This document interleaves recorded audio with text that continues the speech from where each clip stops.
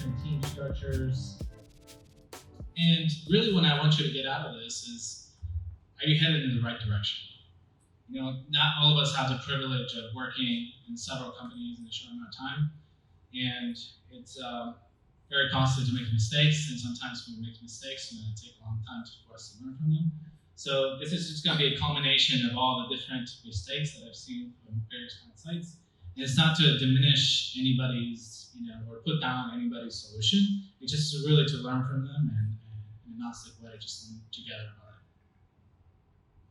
So sometimes the problems are people are really behind schedule. Like one client specifically, they were over a year behind in schedule just because they were wanting to adopt microservices. Sometimes things are very unstable. The learning curve is very high. Sometimes we take on too much than we can chew. Maybe we take on a orchestrator. Maybe we start learning Kubernetes, and it's just so complex that we don't know what it's doing half the time, and we can't deliver because things keep getting torn down all the time. Sometimes deployments are very painful, even more painful than monoliths, because we lose confidence in what the heck we're deploying. And so we immediately resort to clumping services together and having a big monolithic release, right? And lastly, we were talking about with the gentleman over there, authentication authorization, a problem that wasn't so painful when we had a single application. All of a sudden with microservices, it's a whole new level of complexity, right? So some of the architectures that I've seen look something a little bit like this. And when you look at it, I've blanked everything out, right? But when you look at it, you see a lot of lines, a lot of boxes, and it's very complex, especially after I tell you that there's only 5 people behind this architecture, right? If there was 100 people behind this architecture, then it's a little bit more, understandable, a little bit more manageable. But when it's only a small team trying to create a bunch of little services, it can be extremely complex, right? Sometimes architectures look a little bit more pretty and a little bit more symmetric, right? In many organizations, there's architecture divisions, there's architect teams, and by doing architecture the old way is by dictating where those boxes are going to go. And sometimes it's just not effective, right? Designing the system up front is not an evolutionary design, and it can get us into trouble sometimes. And sometimes we help clients with more traditional architectures that are just layers.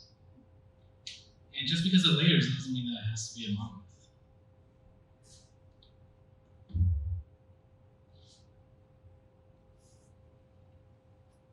So before I move on into microservices a little bit, I wanted to level set with you guys because one thing I've learned is that we as developers, we each have different experiences. We've all worked in different systems. And sometimes we just haven't had the chance to work on a true monolith. And when that happens, and we hear this word of a microservice, we grab our current perception of what a big application is, and we make it really tiny. And sometimes we just go too far with it, right? So I wanted to start by sharing a story about a monolith, a true monolith of one of our clients. This company, they're a global organization, and they have locations all across the globe. In order for this company to function, they need this monolith.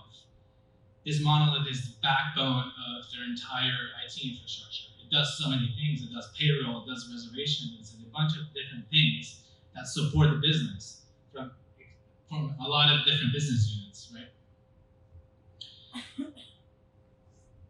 And their monolith did look like this. It was layered. But that wasn't the scary part. The scary part was that behind this monolith, there were 30 plus developers, 5 separate teams, but they were all committing to the same 2 Git repositories. One Git repository was the mobile app. So it's just really one big repository for the front end and the back end. This is the painful part. They had to release once every 3 months. In fact, it was such a huge pain point that when they wanted to open up a new location, they built a building, they hired other people to operate the building, and when they opened up that location, they couldn't go live with the software because it needed this critical feature, and it just wasn't there yet. So what did they have to do? They had to resort to paper. That's kind of embarrassing, right? Software is one of the most malleable things out there today, and due to processes and the way that we build things, sometimes it takes up to 3 months to release a new feature. That's not acceptable, right? And by the way, there was over 100 branches in this Git repository. So not only you as a developer have to keep track of the work of 29 other developers and what changes they're working on, you also have to keep track of the state and all the different changes that you've done over the last 3 months, because what's in production is what was released like 3 months ago. It's a huge problem. So their pipeline looked a little bit like this. They had a bucket of developers, and they had 4 environments, they had QA, UAT, and production. Developers were committed to dev. They had a separate QA team validating changes in a separate QA environment, and they had a bunch of business stakeholders validating the UAT environment. But they were afraid to change it. It was very risky. So again, their lead times were absolutely ridiculous. Right? Is there a way that we can have multiple deployment streams? Big companies do it all the time, right? Amazon and Netflix, they have hundreds of developers and they're able to sustain these e-commerce platforms, right? The answer is yes, and it's through microservices. Picture, if you will, creating small teams that each team deploys independently of each other to only a subset of users. This way, you don't have to think about 29 other developers and their code changes, or the state of this gigantic code base and all the things that were released over the past. You just worry about the single team, you worry about a smaller piece of the business, and it doesn't take as long to become acquainted with business problems. This kind of thinking is known as the inverse of Conway's law. And it's essentially you build the organization and the architecture will follow.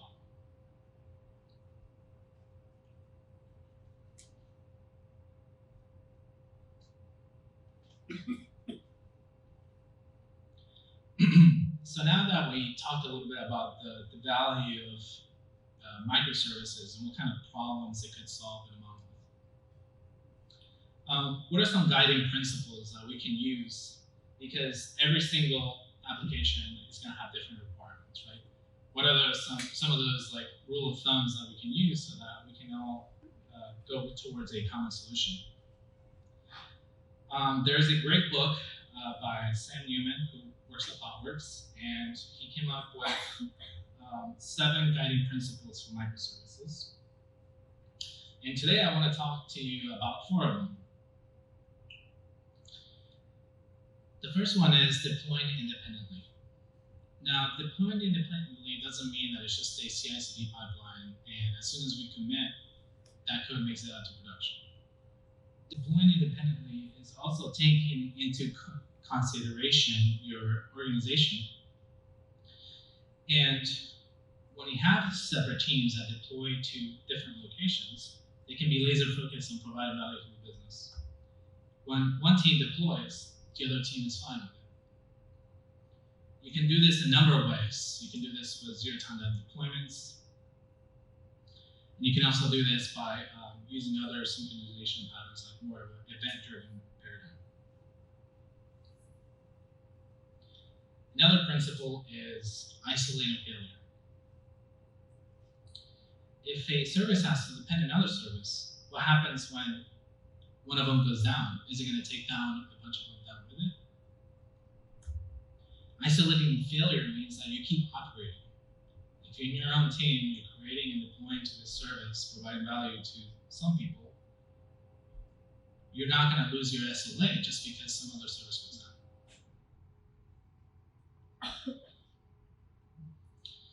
The third principle is services are highly visible, highly observable. This is an example of a screenshot of a nanoservice solution that we added some monitoring in place to kind of have a data-driven approach on showing the instability of the system. Monitoring helps you have educated discussions, so it doesn't just become like a theoretical debate about what is a principle, what is not a principle, I want to do this, I want to do that. Monitoring gives you a feedback loop to learn what's deployed into production and to move forward with alignment with your team. This is an example of some more monitoring. The story behind this screenshot here was that our client was getting an angry email from one of their customers. And it was because, for the most part, their nanoservice solution was doing okay. But every once in a while, a request will come back in 30 seconds or more, right? And that's unacceptable. It takes too long for a client to build a user interface on top of that.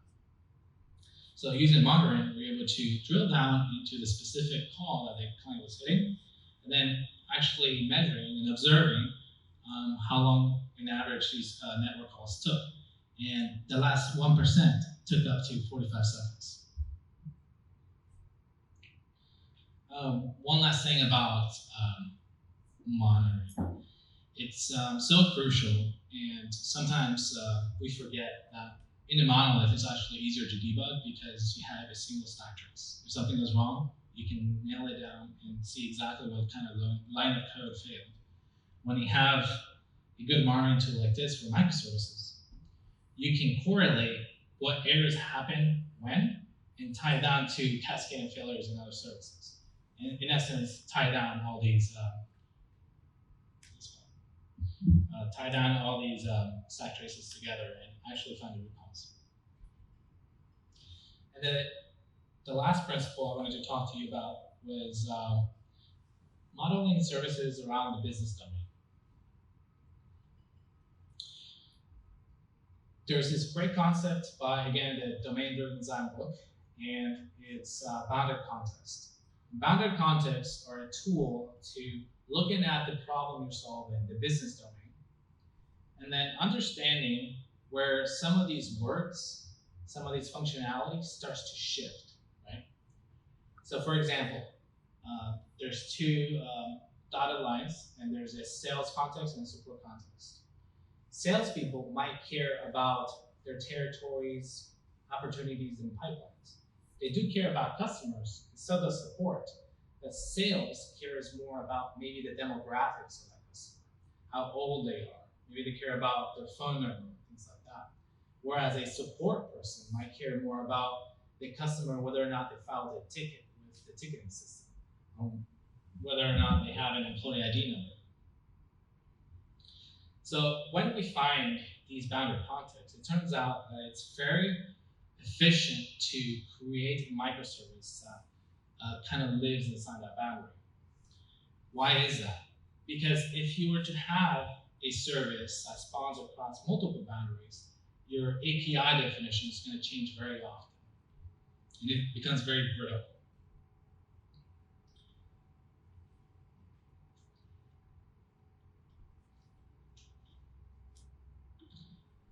So now that we discussed those 4 key principles of services have to be highly observable, they're modeled around the business domain, we isolate failure and we deploy it independently. What are some of those common mistakes that kind of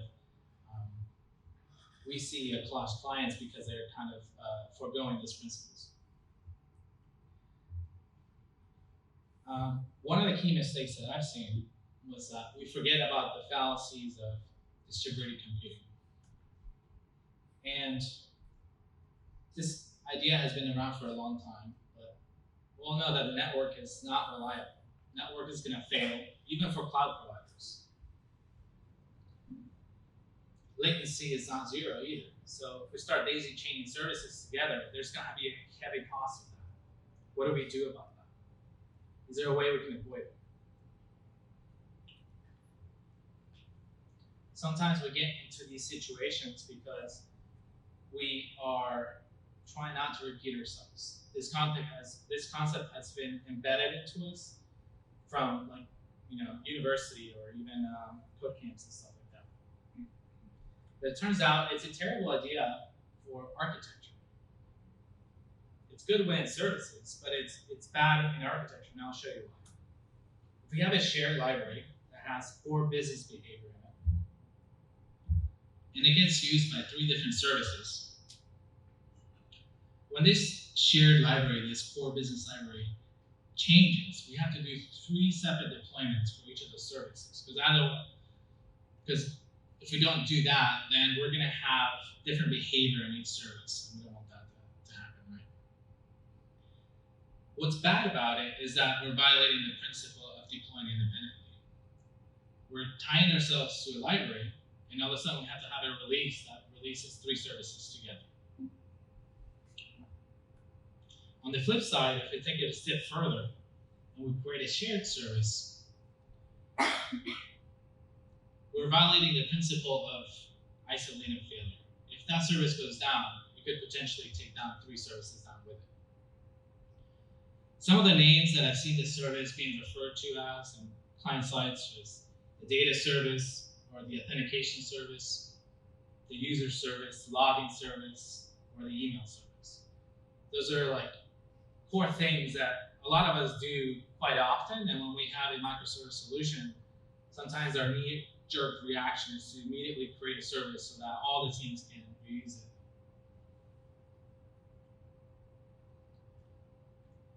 The next mistake is services that have low cohesion. Low cohesion means that we modify multiple services just to add a single feature.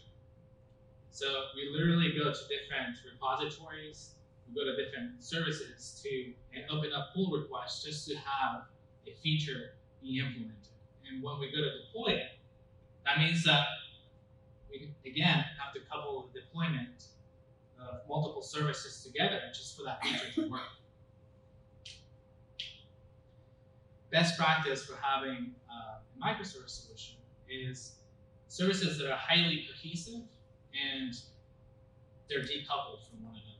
So that means that whenever we go to modify a feature, what you want to happen is for going to a single Git repository, a single service, be able to test that feature, add an automation and unit testing and integration testing just to test that single feature without having to deploy anywhere, and then move it to production.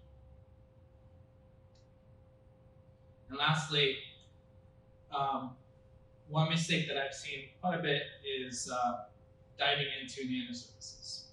And I don't mean nanoservices by the new serverless concept of having reusable parts being implemented as serverless code.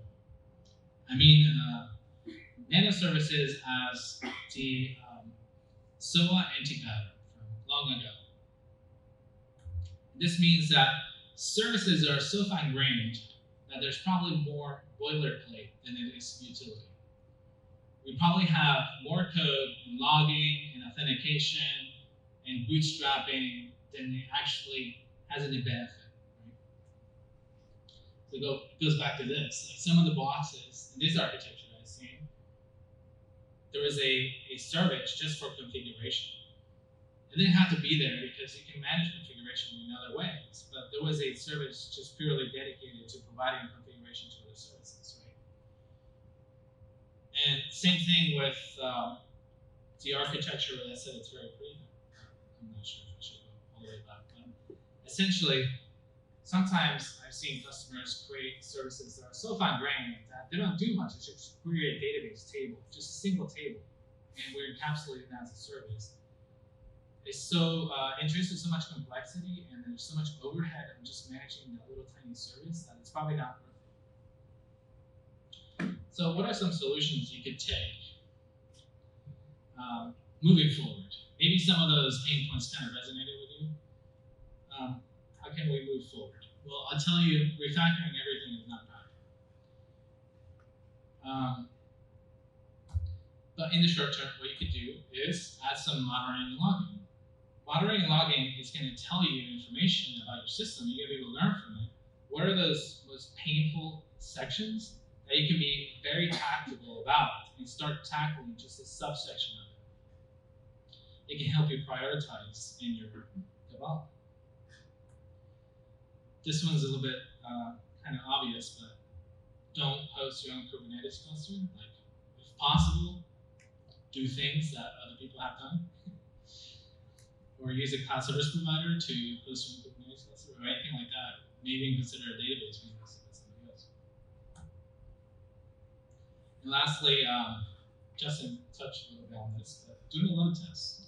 Doing a load test is going to give you a lot of information about whether or not your assumptions were correct. Let's validate those assumptions. Just because I use Kubernetes, it doesn't mean that my application is just going to scale. Just because I have a geo-distributed system, it doesn't mean that it's going to be highly available. Let's validate those assumptions. Let's do a load test. It doesn't have to be that long. It could be like for 5 minutes or so. If there's a problem, you'll see it very soon.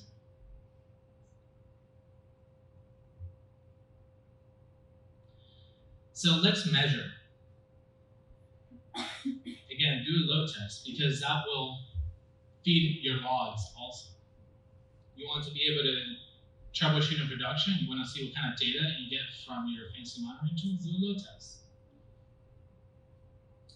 Now moving on to the long-term solutions. Establish some delivery metrics. There's this great book called Accelerate, and it's a culmination of many years of research done by a special DevOps research company. And through all these years of research, they were able to find key performance indicators that kind of separated high performers and medium performers from the low performer IT organizations. For example, in 2017, they found that low performers, they were deploying between once a week and once a month to production, by the way. They also found that low performers, their lead time for changes was between 1 week and 1 month. Kind of like that monolith that I was talking about in the beginning. Their mean time to recover is between 1 day and 1 week. And 30 to 45% of their changes fail whenever they push to production. In contrast, high performers, they're able to deploy on demand multiple times a day to production. Their lead time for changes was less than 1 hour. So if they deploy so frequently, there was an issue, they're able to resolve it within 1 hour. Meaning, they're going so fast, they don't have to roll back. They can roll forward. They detect an issue through their monitoring tool. They could just address the bug fix as if it's a quick one, and then deploy to production immediately. To me, one of the most interesting metrics of those is deployment frequency, because this, to me, validates the differences between old practices in a monolithic type application and the high performers. And what they found was that low performers, the more they added developers, the lower the deployment frequency was. On the contrast, high performers, they were able to scale extremely quickly. The more developers that they were adding, the more deploys they were doing to production. So if one of the key benefits of microservices is to have business agility, right? To not hold the business hostage, then you should have a good deployment frequency. Because otherwise, you could be better off with a monolith, right? So if you want business agility, and that's what you bought into microservices, then make sure you measure. So closing up this talk, some of the key takeaways are, we learned that microservices can multiply your value streams. We can deliver more value quickly in scaling the organization horizontally. We learned about microservice principles. and how just paying attention to a couple of them could avoid some of these mistakes, some of these pitfalls that I've seen. And make sure you measure, validate your assumptions. It doesn't have to be a theoretical debate. It doesn't have to be a book debate. If you're right, if it's performing, then the metrics are going to show. And I want to leave you with this provoking thought. Through the software delivery metrics and the monolithic pains that I've shown, monoliths are not necessarily bad. There's many successful companies out there that we admire that use monoliths, like Stack Overflow and Basecamp. So they're not necessarily bad. What is about a monolith is not delivery. So whether or not you have a monolith, or whether or not you have microservices, I think the most painful part about it is the lack of delivery, holding our business hostage because we're not able to meet their demands. So thank you very much. Hope you enjoyed. Any questions are welcome.